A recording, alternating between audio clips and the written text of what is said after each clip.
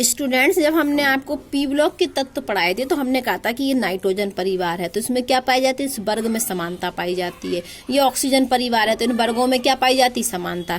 तो वैसे जब आवर्त सारणी बनाई गई तो जब इनको एक वर्ग में रखा गया तो इन वर्गों के तत्वों के गुण क्या होते हैं, समान होते हैं। लेकिन डी ब्लॉक में ऐसा कम पाया गया। डी ब्लॉक में ये पाया गया कि इनमें जो क्षैतिज आवर्त है इन तत्वों में ज्यादा समानता है ये, जबकि वर्ग में समानता क्या है, कम। जबकि आप यहाँ देखते हो कि एस ब्लॉक में तो ये इस वर्ग में क्या है, बहुत समानता है, यहाँ भी वर्ग में समानता है, पी ब्लॉक में भी क्या है, वर्ग में समानता है। लेकिन डी ब्लॉक में क्षैतिज आवर्त के तत्वों में ज्यादा समानता पाई जा रही है, मतलब स्कैंडियम और टाइटेनियम में ज्यादा समानता है। तभी तो इसको 3D सीरीज मान दिया, इसको 4D सीरीज कह दिया, इसको 5D सीरीज कह दिया, इसको 6D सीरीज कह दिया गया। जबकि यहाँ क्या कहा गया, नाइट्रोजन परिवार के तत्व, ऑक्सीजन परिवार के तत्व, हैलोजन परिवार, उत्कृष्ट गैसें, बोरोन परिवार, कार्बन परिवार।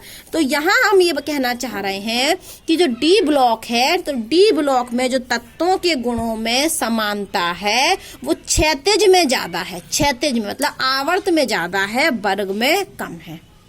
तो यहाँ पर जब हम तत्वों के गुण पढ़ेंगे तो उनकी क्षैतिज समानता देखेंगे। अभी देखा था ना मैं गलनांक का, तो वर्ग में नहीं देखा था, किस में देखा था, 3D सीरीज में। जबकि हम यहाँ क्या देखते थे, गलनांक ऊपर से नीचे घटते हैं कि बढ़ते हैं, क्या होता है। तो डी ब्लॉक में जब हम तत्वों का अध्ययन करेंगे तो क्षैतिज समानताएं ज्यादा पाई जाती हैं, इसलिए क्षैतिज समानता के अनुसार करेंगे, वर्ग में समानताएं कम पाई जाती हैं। इतनी बात समझ में आई। आज हम पढ़ने वाले हैं संक्रमण धातुओं के परमाणविक एवं आयनिक आकार, तो वो भी हम कहाँ देखेंगे, क्षैतिज में।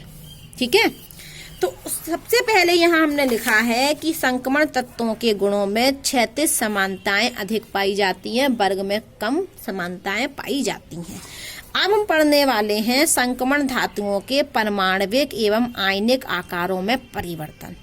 तो हम ये देखना चाह रहे हैं कि लेफ्ट से राइट जाने पर परमाणु आकार बढ़ता है कि घटता है, ये सब देखना चाह रहे हैं। तो सबसे पहले हम एक पढ़ते हैं आवरण प्रभाव। आप ये तो जानते हो, क्या जानते हो कि जब हम इलेक्ट्रॉनिक विन्यास बनाते हैं तो जो लास्ट इलेक्ट्रॉन 21वां इलेक्ट्रॉन कहाँ गया, ये है 21वां इलेक्ट्रॉन, तो ये अंदर वाली कक्षा में भरा गया n-1d में। तो यहाँ पर n-1d है, मतलब अंदर वाली कक्षा में इलेक्ट्रॉन भरते हैं। अगर हम टाइटेनियम पर जाएं इसके बाद, चलो मैं यहाँ बना देते थोड़ा सा। हमने लिया ये स्कैंडियम, स्कैंडियम का है 21, तो होगा 1s2 2s2 2p6 3s2 3p6 4s2। कितने इलेक्ट्रॉन हो गए, 20 गिन लेना आप, 2 4 6 10 और ये 2 2 4 और 6 10, तो 20 हो गए पूरे। अब 21वां इलेक्ट्रॉन कहाँ गया, 3d1 में। ये है हमारा 21वां इलेक्ट्रॉन, लास्ट इलेक्ट्रॉन। अब हमने ले लिया टाइटेनियम, तो इसका होता है 22। तो अब देखें हम 1s2 2s2 2p6 3s2 3p6 4s2। अब ये 20 इलेक्ट्रॉन हो गए। अब 21वां ये 3d1 और 22वां ये 3d2। तो ये दूसरा जो इलेक्ट्रॉन है वो हमारा लास्ट इलेक्ट्रॉन है। तो लास्ट इलेक्ट्रॉन कहाँ जा रहा, तीसरी कक्षा में, जबकि इसमें कक्षाएं कितनी है, 4। तो अंदर एक अंदर वाली कक्षा में जाता है लास्ट इलेक्ट्रॉन। ठीक है, अब ध्यान से सुनना, आवरण प्रभाव किसे कहते हैं। इसको अंग्रेजी में हम बोलते हैं स्क्रीनिंग प्रभाव या शील्डिंग इफेक्ट। ये होता है बीच में हमारा नाभिक, क्या होता है, नाभिक। ठीक है, तो जब हम यहाँ आवर्त में जब स्कैंडियम से टाइटेनियम पर पहुंचे तो परमाणु क्रमांक बढ़ा, लेकिन इलेक्ट्रॉन कहाँ बढ़े, अंदर वाली कक्षा में। ये देखिए आप, ये देखिए हम जा रहे हैं यहाँ से यहाँ, तो परमाणु क्रमांक बढ़ रहा है, 21 22 23 24 से बढ़ता जा रहा है। तो यहाँ देखिए आप 4s में कितने इलेक्ट्रॉन है, सब में 2, यहाँ 2 हैं। अब जो 21वां इलेक्ट्रॉन है वो 3d में था, और अब 22वां इलेक्ट्रॉन आया तो कहाँ आया, 3d में ही 2 हो गए। फिर 23 इलेक्ट्रॉन हो गए, तो 3d में कितने इलेक्ट्रॉन हो गए, 3। तो आप देख रहे हो कि जब परमाणु क्रमांक बढ़ रहा है, 21 22 23 हो रहा है, तो इलेक्ट्रॉनों की संख्या कहाँ बढ़ रही, 3d में। देखो 1 2 3 बढ़ रही है, 1 2 3। और यहाँ तो ये क्रोमियम का एक इलेक्ट्रॉन यहाँ आ जाता, यहाँ 4 होना चाहिए था, यहाँ 2 होना चाहिए था, यहाँ 4, लेकिन ये हाफ फील्ड बनता है ना, इसलिए इसमें 5 हो जाता है। यहाँ भी 5 और यहाँ फिर 6। तो आप देख रहे हो कि जैसे जैसे परमाणु क्रमांक बढ़ रहे हैं, देखो ये लाइन देख रहे हो, ये जेड वाली, ये परमाणु क्रमांक बढ़ रहे हैं। तो क्या बढ़ रहा है, 3d में इलेक्ट्रॉनों की संख्या बढ़ रही है। देखिए बढ़ रही है, 3d में इलेक्ट्रॉनों की संख्या बढ़ रही है, अंदर वाली कक्षा में इलेक्ट्रॉनों की संख्या बढ़ रही है। ऐसे आप यहाँ देखोगे कि जब हम परमाणु क्रमांक बढ़ रहा है तो 4d में बढ़ रही इलेक्ट्रॉनों की संख्या। तो कक्षाएं कितनी है? 5। तो चौथी कक्षा में इलेक्ट्रॉनों की संख्या बढ़ रही है। ठीक है, तो अब आवरण प्रभाव पहले आप समझ लीजिए होता क्या है। ये होता है हमारा नाभिक, और ये है हमारी अंदर वाली कक्षा, और ये हमने मान ली बाहर वाली कक्षा। तो जब आप जानते होंगे कि ये बाहर वाली कक्षा में ये इलेक्ट्रॉन कहाँ है? बाहर वाली कक्षा में। और मान लिया हमने ये अंदर वाली कक्षा में इलेक्ट्रॉन है। तो नाभिक क्या करता है? इलेक्ट्रॉन को आकर्षित करता है, लेकिन इलेक्ट्रॉन पर होता है ऋण आवेश। तो ये वाला इलेक्ट्रॉन और ये दोनों इलेक्ट्रॉन आपस में एक दूसरे को क्या करेंगे? प्रतिकर्षित करेंगे। ये इलेक्ट्रॉन और ये इलेक्ट्रॉन आपस में एक दूसरे को क्या करेंगे? प्रतिकर्षित। तो यदि ये इलेक्ट्रॉनों की यहाँ अंदर अभी देखो स्कैंडियम में कितना इलेक्ट्रॉन है? सिर्फ 1 डी में। अब टाइटेनियम में कितने हैं? 2। अगर हम यहाँ अंदर वाले कक्षा में यदि इलेक्ट्रॉनों की संख्या बढ़ा दें, इतनी बात समझ में आई? अंदर वाली कक्षा में यदि हम इलेक्ट्रॉनों की संख्या बढ़ा दें, तो इस नाभिक का जो प्रभाव इस इलेक्ट्रॉन पर पड़ना चाहिए वो पड़ेगा नहीं। क्यों? क्योंकि इतने सारे इलेक्ट्रॉन है, तो उसको क्या करेंगे? ये तो प्रतिकर्षित करेंगे। ये इलेक्ट्रॉन इस इलेक्ट्रॉन को क्या करेगा? प्रतिकर्षित करेगा। जबकि ये इलेक्ट्रॉन इस नाभिक को क्या कर रहा?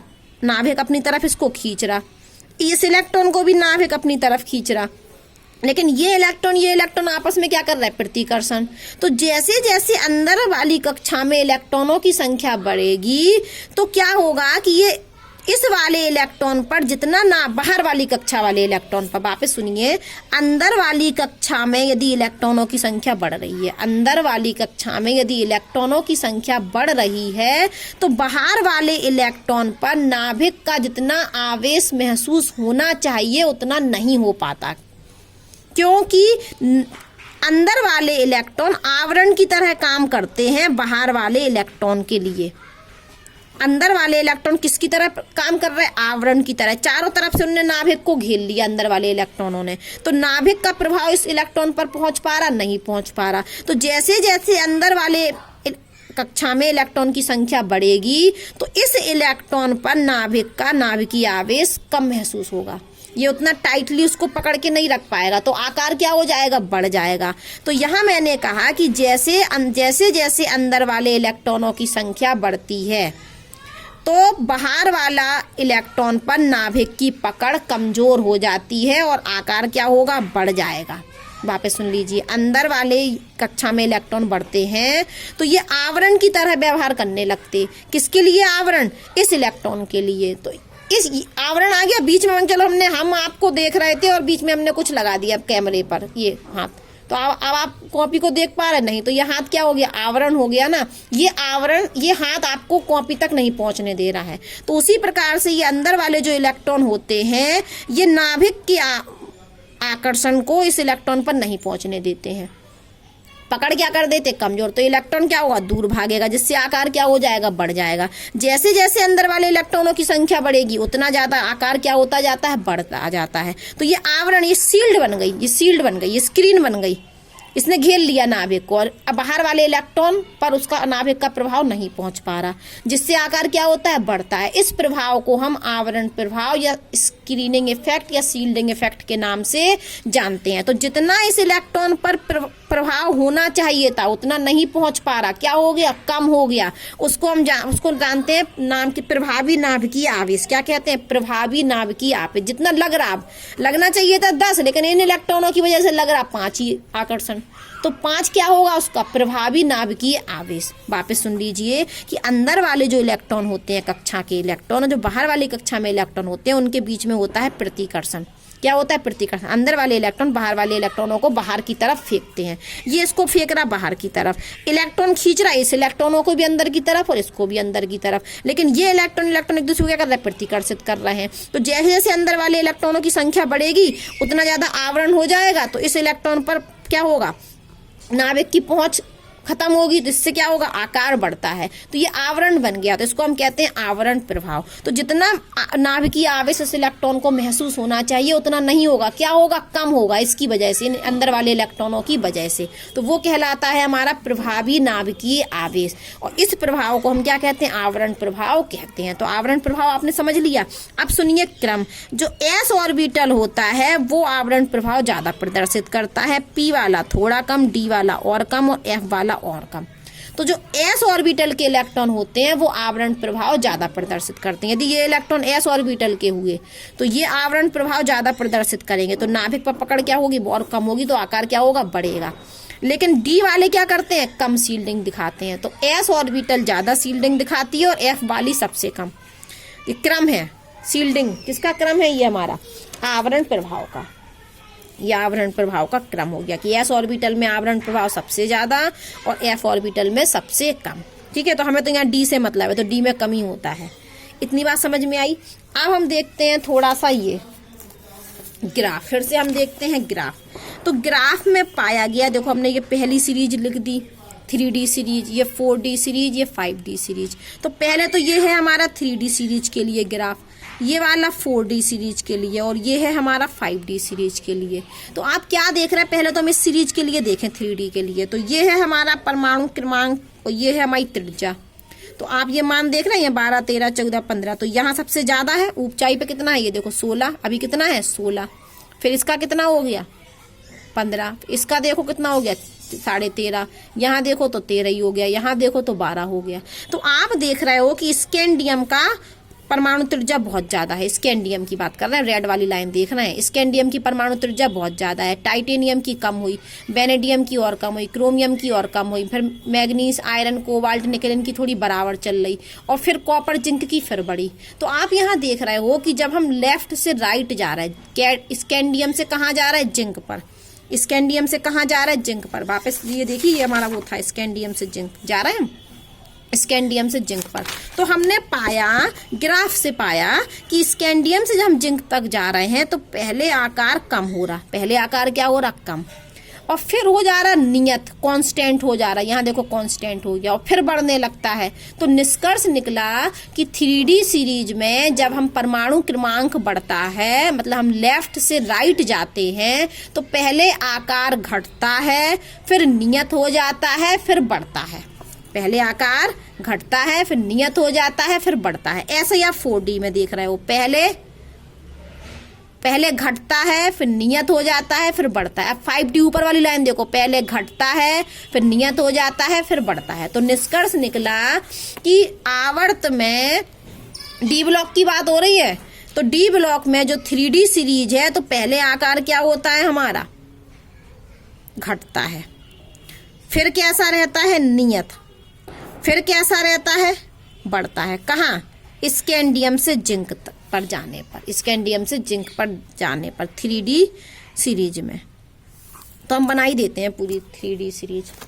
ये है हमारी 3D series, scandium, titanium, vanadium, copper, manganese, iron, cobalt, nickel, copper और जिंक। ठीक है, ये बना दी हमने अपनी सीरीज। तो आप ग्राफ से आपने क्या देखा कि यहाँ स्कैंडियम से मैग्नीज तक घटा, क्या घटा, परमाणु आकार। ठीक है, फिर यहां से इन तीनों का रहा समान, नियत रहा, फिर यहां से यहां फिर बढ़ा। ठीक है, यहां से स्कैंडियम से जब हम यहां तक गए, तो ग्राफ में दिख रहा है बेटा, ये हम अपने मन से नहीं बता रहे कुछ भी, ये कहाँ दिख रहा है इस ग्राफ में, एक्सपेरिमेंटल वैल्यू है ये घट रहा है। फिर क्या रहा, नियत रहा। देखो इन तीनों का क्या लग रहा, नियत, आयरन, कोबाल्ट, निकेल, इन तीनों का क्या है, बराबर है। फिर बढ़ गया, कॉपर से जिंक पर बढ़ गया।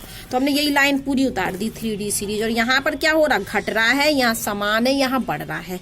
तो क्या हुआ, यहाँ घटा क्यों घटा, क्योंकि यहाँ पर जो हमारा अगर शील्डिंग इफेक्ट काम कर रहा होता तो आकार बढ़ाता, लेकिन प्रभावी नाभिकीय आवेश ज्यादा हो, क्या ज्यादा हो, प्रभावी नाभिकीय आवेश, मतलब इस पर आवेश लगे, तो आवेश ज्यादा लगेगा तो ये कहाँ आ जाएगा, खिसकाएगा, तो आकार क्या हो जाएगा, कम हो जाएगा।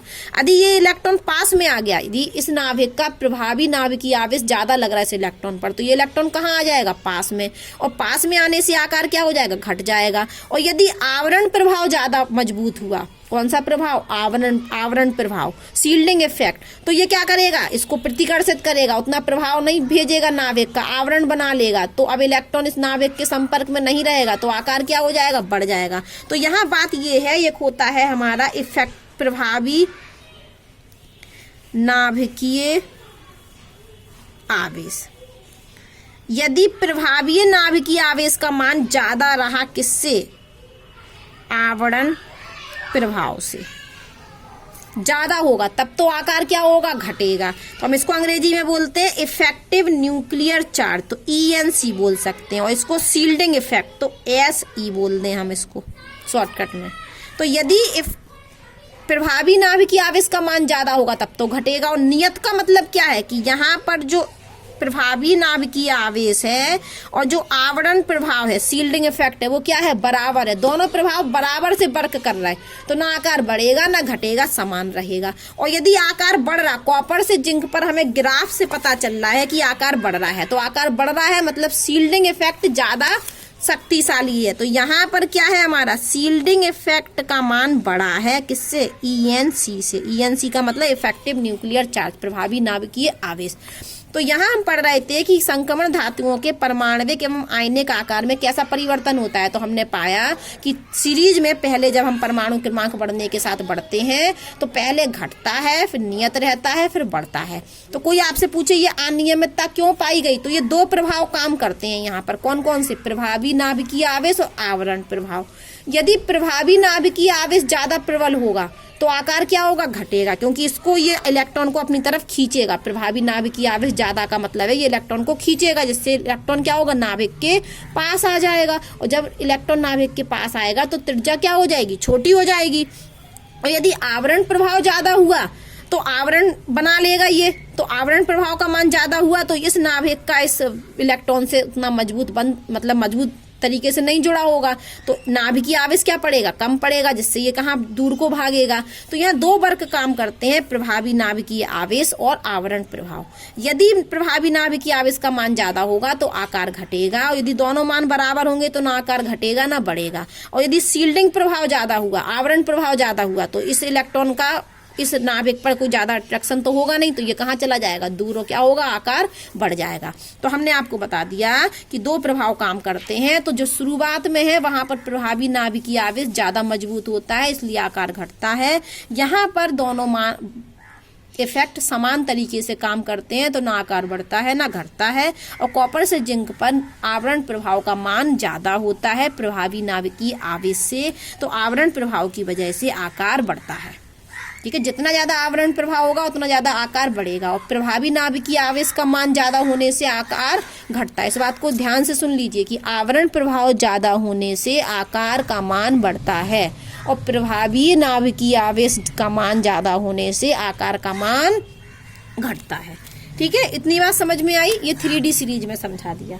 ऐसा ही हमारा 4D सीरीज में होता है। यही चीज हमारी 4D सीरीज में होती है, यही हमारी 5D में होती है। लेकिन यहाँ रोचक बात क्या है, रोचक ध्यान से सुनिए। देखो ये रेड लाइन ये है, अब इसकी बात करें, ये 3D सीरीज, ये 4D, ये 5D। तो 3D सीरीज का और 4D में देखो तो इतना सारा अंतर है, मतलब बढ़ रहा है। 3D से 4D पर देखो, जब आपको याद होगा कि हम वर्ग में जब ऊपर से नीचे आते हैं, वर्ग में ऊपर से नीचे आते हैं तो कक्षाओं की संख्या बढ़ती है, जिससे त्रिज्या का मान बढ़ना चाहिए। वर्ग में ऊपर से नीचे आने पर कक्षाओं की संख्या बढ़ती है, तो यहाँ से यहाँ आने पर भी तो कक्षाओं की संख्या बढ़ रही, तो यहाँ भी त्रिज्या क्या होनी चाहिए, ज्यादा होनी चाहिए। तो स्कैंडियम से यट्रियम की त्रिज्या ज्यादा है, टाइटेनियम से जर्कोनियम की ज्यादा है। ठीक है, यहाँ से दिख भी रही है हमें, देखो ये स्कैंडियम की इतनी है तो हमारी यट्रियम की इतनी है, हमारी टाइटेनियम की इतनी है तो जर्कोनियम की ऊपर है, मतलब ऊपर मतलब ज्यादा है। यहाँ पर हमारी वेनेडियम की इतनी है, नेवोडियम की इतनी है। तो 3D से जब हम 4D पर जा रहे हैं तब तो हमारी परमाणु त्रिज्या बढ़ रही है, लेकिन जब हम 4D से 5D पर जा रहे हैं तो कितनी सी बढ़ रही है, बिल्कुल जरा सी। देखिए यहाँ तो कितना बिल्कुल पास ही पास में है बेटा, ये लाइन और इस लाइन में अंतर दिख रहा। इसका मतलब क्या है कि 3D और 4D सीरीज में 4D तत्वों की परमाणु त्रिज्या का मान ज्यादा है। ऊपर बनी ना ये लाइन, देखो त्रिज्या का मान क्या है, ज्यादा। यहाँ साफ साफ देख लीजिए, स्कैंडियम की कितनी दिख रही, 16, और यट्रियम की देखें हम तो कितनी दिख रही, 17। और यदि हम लैंथेनम की देखें तो हमें थोड़ी 17.5 दिख रही। तो यहाँ से यहाँ का जो डिफरेंस है वो तो बहुत ज्यादा दिख रहा। अगर वेनेडियम की बात करें, नेवोडियम की बात करें, तो ये डिफरेंस क्या दिख रहा है? बहुत ज्यादा। और ये हम नेवोडियम से इस पर जाएं तो ये डिफरेंस कितना दिख रहा है? बहुत कम। तो यहाँ कहने का अर्थ ये है कि जब हम 3D सीरीज से 4D पर जाते हैं तो आकार बढ़ रहा है, लेकिन 4D सीरीज से जब हम 5D पर जा रहे हैं तो आकार नहीं बढ़ रहा है। बढ़ तो रहा है लेकिन बहुत थोड़ा बढ़ रहा है। तो इसका कारण है हमारा लेंथेनाइड संकुचन। क्या कारण है? लेंथेनाइड संकुचन। समझिए बात को कि हम 3D से कहाँ जा रहे हैं? 3D से जब हम 4D पर जा रहे हैं तब तो आकार बढ़ रहा है, ग्राफ में दिख रहा है ये सब बातें। लेकिन जब हम 4D से 5D जा रहे हैं और 5D से कहाँ जा रहा है? 6D, तब आकार बढ़ नहीं रहा। आकार कैसा रह रहा है? समान रह रहा है। देखिए कहाँ बढ़ रहा है, ये देखिए जरा सा अंतर है।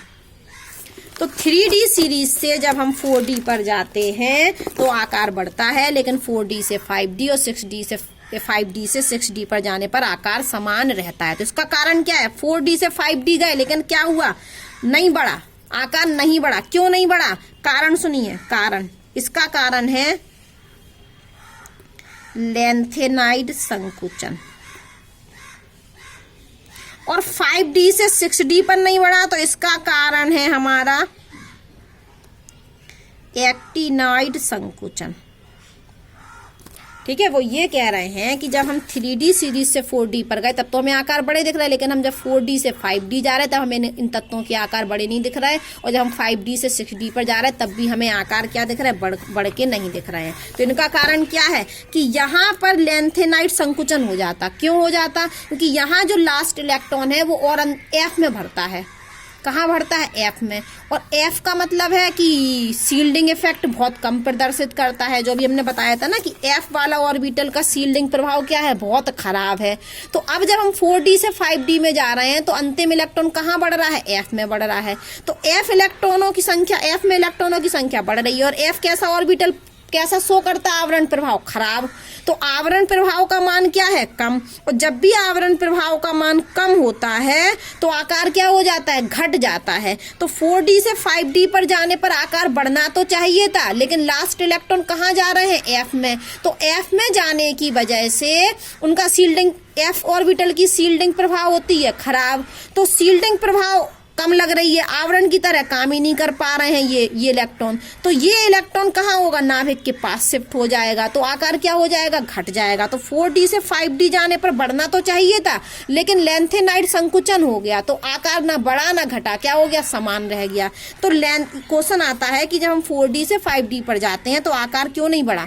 क्योंकि लेंथेनाइड संकुचन की वजह से। और 5D से 6D जाने पर भी नहीं बढ़ा क्योंकि एक्टिनाइड संकुचन की वजह से। सीधी बात ये है कि यहाँ से जैसे हम यहाँ आए या यहाँ से हम जैसे यहाँ पहुंचे तो यहाँ से यहाँ जाने पर बढ़ना चाहिए था, लेकिन क्या हुआ? इतने तत्व कहाँ आ गए? यहाँ। और यहाँ पर होता है लेंथेनाइड संकुचन, तो आकार का क्या हुआ? संकुचन मतलब सिकुड़ गए। तो जो बढ़ना चाहिए था वो बढ़ा नहीं।